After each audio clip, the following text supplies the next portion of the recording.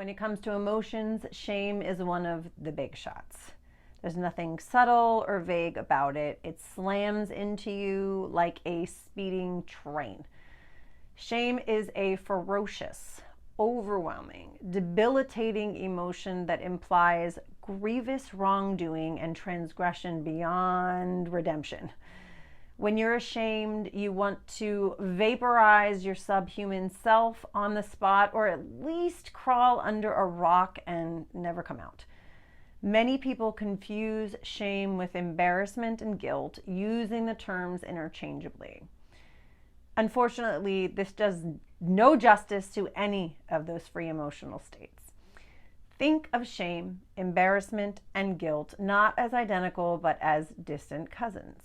Guilt, you may remember, is a failure to live up to your own standards. Embarrassment is momentary awkwardness, self-consciousness, or uneasiness. Characterized by its transitory nature, it implies a lapse of judgment, a simple blunder, a faux pas. You may be able to smile about down the road, or perhaps even joke about with your close friends right now.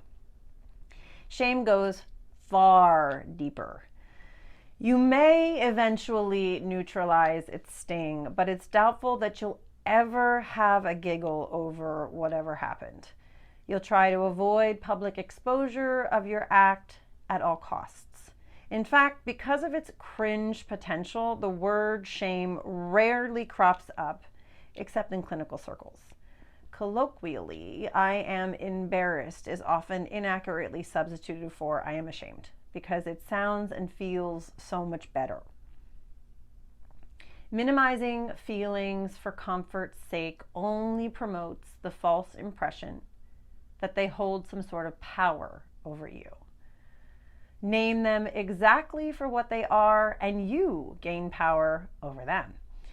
When you can't shake the feeling that you've done something horrible and unforgivably wrong, and that you were surely the worst person on earth because of it, shame is paying you a visit.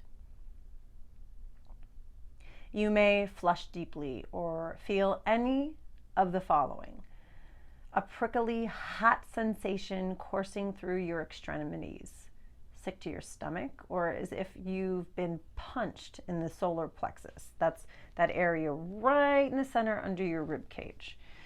You may feel repulsed by yourself, literally sick of you. Shame is a stone in your gut that won't dissolve, striking at the very core of esteem as you shudder, I did that. When you're ashamed, you feel dirty, as if no amount of washing could make you clean. Much has been written about the similarities and differences between shame and guilt. It's said that guilt is about what you do, and shame is about who you are. Guilt is wrong behavior, and shame is a wrongness within you. Guilt is the perception that you've made a mistake or failed, while shame is the perception that you are a mistake or failure.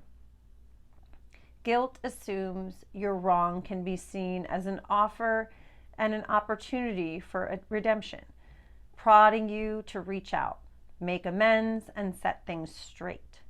Think about how it lessens when, for instance, you call back your boss and offer to go to the office, though you plan to work from home, or when you run after a friend shouting, I'm so sorry, I didn't mean that. Guilt offers the hope of undoing and forgiveness. With shame, however, there is no hope, no brighter future. What's done is done. You feel as if you can never make things right no matter what you do. Unlike guilt, shame doesn't come with an eraser.